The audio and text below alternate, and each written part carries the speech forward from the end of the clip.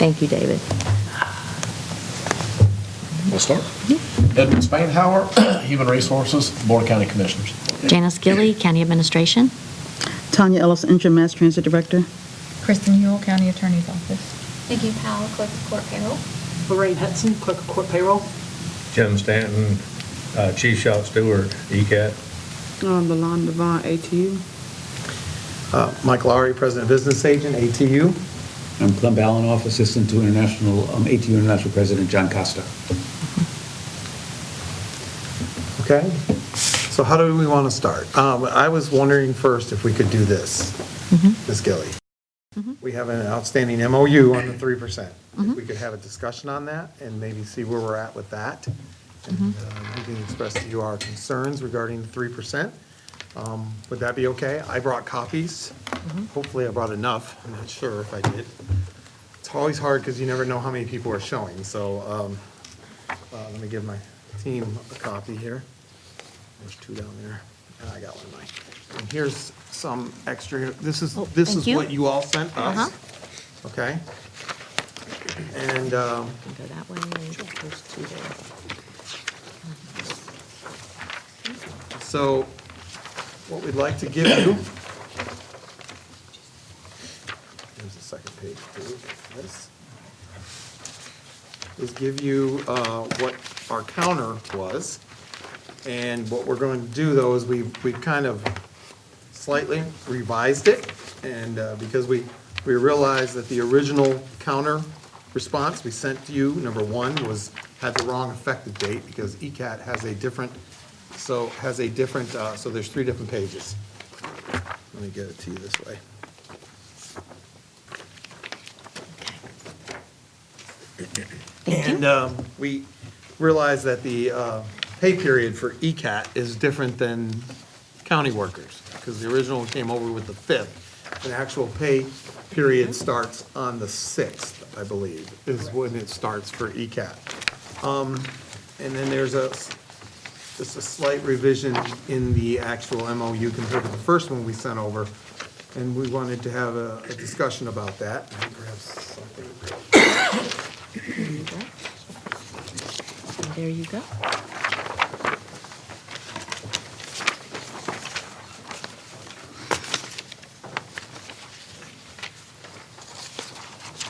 So in last year's 3% that was given out, Ms. Gilly and Tanya, I worked directly with Eric Kleiner on this one. And the MOU that was agreed to at that time was a 3%, and the language was very similar to what you see right there. We actually broke it down, and I'm sure you guys have a copy of it somewhere.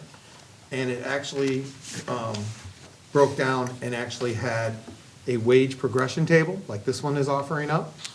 It had exactly that last year, the one that was presented last year and signed off on by the Amy Lavoie. Okay. Okay, and the language that's in here is very similar to what was used last year, just maybe a few minor changes, but that's okay. You can take a look at that, and I'm sure you have a copy of that from last year. And, but I wanted to point out a couple things. First of all, one of the reasons that was stated to us during the county negotiations was that the existing starting rates would not be increased, right? It was only, it seemed to be the language there in that negotiations was it was for existing employees only, the 3%. But last year, it was agreed to adjust all pay scales at ECAT because our starting rate affects the progression that's set up, which is a 3-year progression. So under the agreement, it says 65% of top rate. And if you don't adjust that, that changes that number. So that would have to be changed to continue to be following the agreement of 65%. While, for instance, at the moment, I don't think we have anyone in that first progression of for bus operator of 65%. at the moment. That is the wage that when someone comes into orientation for the first 90 days is the wage rate, is what they would receive. And then they progress out of the 90 days right to, as you see, 1475. If the 3% is added on, it would be 1519. And then you can see the remainder of the progression, which is 75%, 85%, and then top rate. That is currently what is in place at ECAT. So the only other positions, as you see, trolley operator through technician P, they have set rates of pay, right? And if you look under fueler and bus cleaner, they also have a progression, and they would be affected. And we actually think there are individuals that are in those pay rates right now that are at the, for instance, at the lowest pay rate of 1281 and 1172 for cleaners. Those are we have actual individuals that might be in those positions. If not, we definitely know a bus cleaner we think is at the lowest level. So, and then you have, again, you have the maintenance technician, maintenance tech, and the worker, which have set rates to pay. So we feel that the MOU, which was created by Eric Kleiner and I a year ago, if it was good enough a year ago, it should be good enough now to go forward and sign an MOU. And of course, we are asking for retro pay, but we understand that you might have to take that back, as you did with the county workers, and have a discussion with the commissioners. But the one thing that we're very concerned about is changing the actual progression and the percentage rates that have been in place, that are existing in the contract. So we were hoping that we can work out a deal for the MOU for the 3% for ECAT employees, hopefully today. See where you're at with that. You're smiling at me, but we'll see. Do you guys need some time, or do you have any questions, or do you need time to look at that and think about that? I will need to talk to, yeah. I need to talk to clerk's office and Kristen. You want to take some time? You want us to give you a few minutes? Yeah, we can go that way if you want. Do you want to go step out? That's fine. That'd be great. And, well, we'll step out. We'll go ahead and step out. Okay. We'll give you a few minutes here, and Okay. then you can just send someone over to talk to us. We appreciate it. Okay. We'll come find you. If you don't have a copy of the MOU from last year, we can get that to you if you need it. But I presume you have it because it was with the existing contract. So it was signed last year and by Amy Lavoie. Do you have that or no? Do you have the, oh, she does, yes. Okay. All right. Well, Here about 3 o'clock. Okay. That's when it's just now get warm. I know, right? All right. So, yes, ma'am. we do have we have the records from 16, Uh-huh, 17, Uh-huh. and then you just provided 18. Right. And then you can see the language that we have in 19. And so these are the same language because it is an across-the-board 3%. And that's what the board gave me to offer. So that's why you have this that was in the budget. okay. And it's the same as was previously signed in 16 and 17. Okay, and then in 18, we did that, Correct. which maintains the progression. Yes, well, these say across the board, so I would maybe not agree with the definition of progression. I would say that these are across the board. I understand what the contract says, Okay, but, so I think that's why the language is clear about across the board, because that's what the board members have said. And this right here, I can't speak to this. It doesn't have legal sign-off, so I don't know who signed off on this. But what I would say is that I can't speak to it. I can speak to what I've been given to provide. okay, so, well, what I will say is, now I'm thinking back, 16 and 17. Not to think back to that, but what I do know is that our progression has not changed. It's maintained, it's, the 3% across the board has always applied to all levels of our progression, and therefore I have not seen it change, even in 16 and 17, even though there might have been an MOU. done there. But, Well, you signed both of these. correct. Okay. Correct, but there was no change, so I don't know what the intent was in 16 or 17, where it was applied to in the progression, because the progression clearly has not changed. It's still 65% of top rate, 75% of top rate, 85% of top rate, so forth and so on. Those have not changed. So when we did it in 18, one of the concerns was the, making sure that the breakdown showed, let me pull it out here. So in 18, it was, obviously broken down, right? Do you have this? You do, you have it right there, I see. It's probably the second page, or second or third page? Well, I mean, I have what you just gave me No, back. it's not attached to the Oh, copy. so you don't that I have- gave you. All I have is this in my record That's all I've right ever now. been given. Okay, so what was actually put together in 18, and I will give you a copy of this. And make sure it's not the original. No, I have the original. Oh, here we go.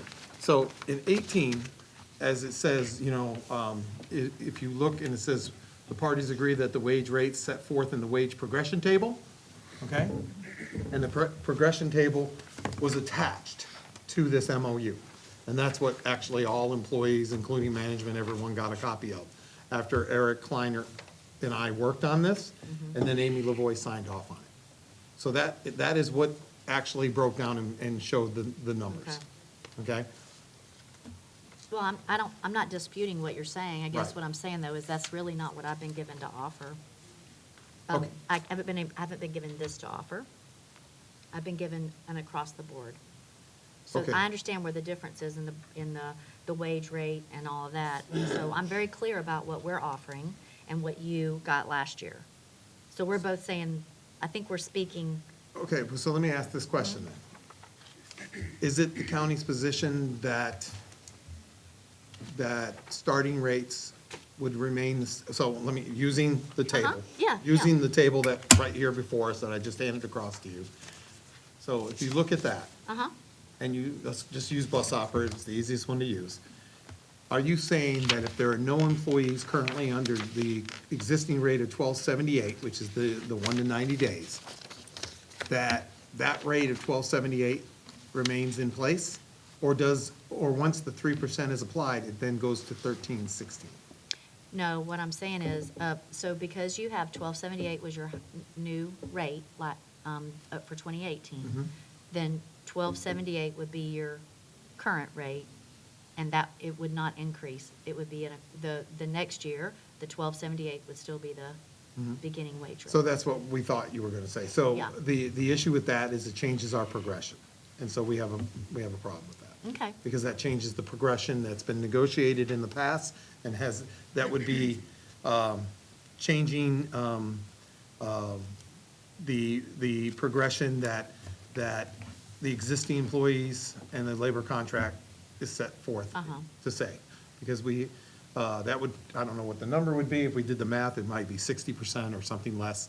I don't know what that number, it would change that starting rate. And it also changes the fueler and bus cleaner positions as well, which is a concern as well. If there are no one, I think there is one in bus cleaner. So using that as the example, are you saying that the bus cleaner's position would change? Or going further to that, because there's a progression here, would you say, for instance, we have a new bus cleaner, Tanya, right? I don't know his name, but he would get an increase is what I'm hearing, right? So he would go to 1207. But are we saying that the starting rate would still be at 1172 for a cleaner? Yes. Yeah, see, and that's obviously a And- problem. Well, I understand that's a problem for you. I understand that. But all I'm saying is that the 3% across the board is what I was given to give you. Okay. So I'm not trying to be No. confusing. So I understand completely what you had last year and what you've asked for. I guess what I'd say is the only thing I've been allowed to give is a 3% across the board. And it doesn't stipulate, and it hasn't stipulated in the past, the other MOUs that I had from the other unions, anything other than across the board. I think in So- 16 and 17, Madam Administrator, I think we got the increase, even the starting rates got the increase, because it would have adjusted our progression back then, and it didn't. And it didn't. It's still remaining at 65, 75, 85, et cetera. So, or in the lower classifications of fueler and bus operator, 80, 90%. So I think we'll talk about it when we have another caucus, Okay. and we'll respond back to you. But I feel confident. Well, I that- mean, I take it as an offer, so I understand what you've provided. Right, and so that's where we're at, but we'll respond after we've heard what you've said. So what's next? Where do we want to start next? I'm going to start with some of the open. Okay. Let's see. We have one proposal which includes most of the articles that we consider to be open at this point. The wage article, I need to revise, and we can provide that to you all tomorrow. Okay. But So let me ask a question, Christian. Let me ask this question. So where is the county, well, let me do this first. Let me just see. This is what you believe is still open? Is that correct? those articles, yes, we believe those are still open. Okay, so all the other articles are TA'd, right? No. No? Some have been TA'd. Other articles, yes, in the past, over the past 2 years, have been TA'd, but we would like to revisit some. And we have another proposal that we will be bringing tomorrow. That you'll be bringing tomorrow? And as I said, the wage article is certainly still open, and I have to revise that, and I will bring that tomorrow. Okay, Yeah, and I would just to be clear, I mean, we do have direction from our board to revisit some of the previously TA'd okay. position. I mean, so I think that we said that at the meeting, but I want to make sure that we're clear. At what meeting? At the board meeting, whenever we. When the board Yeah. did not approve the agreement that the union proposed. They said, what'd they say? They asked us to revisit some of the articles that had, quite frankly, they basically asked us to start over if we needed to. The entire labor contract? I would say yes. So I think what we'll do is we'll take a caucus real quick, because we need to look at this. Okay. I don't think we need you to clarify anything. We can look at it, and then we'll come back in and take a look at this, and we'll respond at that point, okay? Okay. So we'll take another break.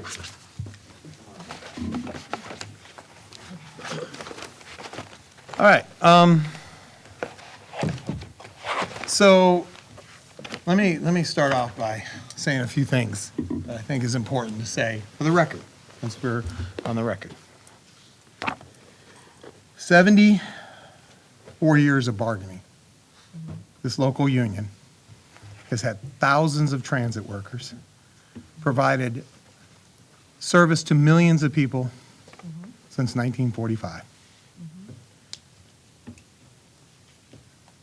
73 years of bargaining before the county took over. These employees have seen probably something that most county employees have never seen. Because they were privatized, they didn't have health care, they didn't have paid holidays, they didn't have vacation time, they didn't have a pension. They fought for everything, okay? And they fought for these things over those 73 years. So we understand that tomorrow you're going to hand us another packet. But what's clear to me is that you're trying to send them back in time. These workers, the existing workers. We have workers that have provided more service to the public than maybe everybody across that table has ever done. 44 years of service. We have a senior operator, you know that. Mr. Carter, when he came, he got a paycheck, and it was in the $2 range, and he didn't have any benefits. So when I see this proposal coming across the table, the first thing that comes to my mind is that, what did we do from January 30th, 2018 till now? This document right here, that I have in here, I have Mike Mattamore's name all over it. I have Amy Lavoie's name all over it. Yeah, you could say that the commissioners are telling you to go back to revisit things. We hear that. We know that what your real intent is, what you're trying to do. We're going to show our members. And that will be, just looking, all I have to do is look through here, and I see her all over it. And I'm sure tomorrow we're going to see more, which is fine. But we spent 22 months negotiating the previous document, about 90% of it, 95% of it, somewhere in there. And now you want to start basically over. I mean, I'm looking in here at things that were already TA'd, that I have Amy's name on it. Now, Now, Mr. Lowry, yes, ma'am.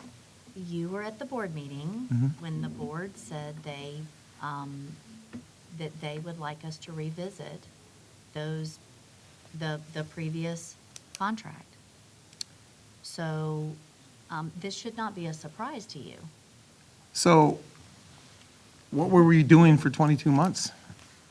What was Amy's role? What was your, Mike Mattamore's role? The taxpayers paid a lot of money probably out to Mike Mattamore to sit across from us to negotiate that contract for 22 months. He's not sitting here today, Mr. Matamore will be here tomorrow. but he'll be here tomorrow. Yes, he will. Yeah. Taxpayers should know that you pay an anti-labor attorney against the workforce. That's, Mr. Lowry, that's So- uncalled for. That, it is Is- uncalled for. Well, you say it's uncalled for, but what is it? When you're paying tax dollars, you want to talk about waste? You have an attorney sitting right there, but you're paying an outside counsel to work against the workforce. Mr. Lowry, I think So- we're getting off No, topic. this is So, a now- bargaining, and now. with bargaining, both sides have an opportunity to have their say and to put their information out there.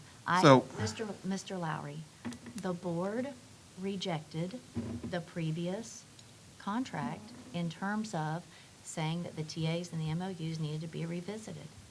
So, and you were at that board meeting. Now, the other thing. They didn't say much at that board meeting, I don't recall, but I'll go back and visit the video. But they did vote no on the one that had been put, that we were. That the union proposed. That the union proposed that we put in front of them, and they did vote no on that. And so that's why we're back at the table. And as you have an obligation, I have an obligation. My obligation is the taxpayers, the citizens, the employees, okay? Yes, I do have an obligation, a serious obligation to these employees, okay? Part of that obligation is to not only provide a fair process by which they are represented as they go to work every single day and provide those services to our citizens, but part of that process is also that I look out for the folks that are paying the bills for those services. So I have to protect the employees, but I also have to protect the people that are writing the checks to provide to the employees. So we're not in an adversarial position. We're in a position of trying to make sure that the contract that we write protects them, but is also something that's manageable. So, no matter what, the process of the funding source that funds this transit system, which is the gas tax, right? I'll tell you, it was the union in 2006 that started that effort to try to make sure that the general fund, that you would be able to do what you're doing now, which is pulling the transit system out of the general fund. It was the union that pushed that, and then finally in 2012, we convinced commissioners to pass that 4-cent gas tax, which opened up room to use that general funds for something else. And you've been paying these bills to the workforce. If we start to accept something like this, you're obviously going to be saving more money because you're taking it away from the workforce. You're taking things away from them. Things that all I had to do is look at one item here, and I see your processes of what you've struck through, which is affecting extra work, affecting assignment of runs, you're taking away their livelihood. You're taking away things that they have been utilizing and maintaining for a long time. Now, you're not only doing that, I can see you're trying to prevent their union leadership from representing them, which is, we expected that. Obviously, This is already there's a their grievance. If you're gonna, if you want to speak, you can speak. I can wait and then let you speak, and then do I get to speak some more, or do we have to? Please. Which way do you want to go? Please, you go ahead. So while you might think this is right, wait, the workforce is going to see this, and it's been a slap in their face. They're going to start to see these changes, and it's going to look right at them and say, whatever they went through in the past, and whatever they faced when the county chose not to contract out the service, which county employees enjoy, including your all selves on this other side of the table. We have members that have given a lot more service than all of you combined, probably on the other side of the table. I think you said that. I'm saying it again. But you're going to walk away with a retirement much better than they are. I think- Okay? So what makes their service less than anyone else? Because they're not being recognized, and the only thing they have is that labor agreement that they have fought for 73 years, or most, it's concerning that you're trying to take the workforce backwards. You're not even trying to maintain what the status quo is. What more importantly, I think that concerns me the most is that we negotiated for 22 months, it's been, since January of 2018. We have TAs through 90% of this contract, where we argue with Mr. Matamore and with you across the table, and now we're looking at you wanting to change those again. To me, that doesn't feel like good faith.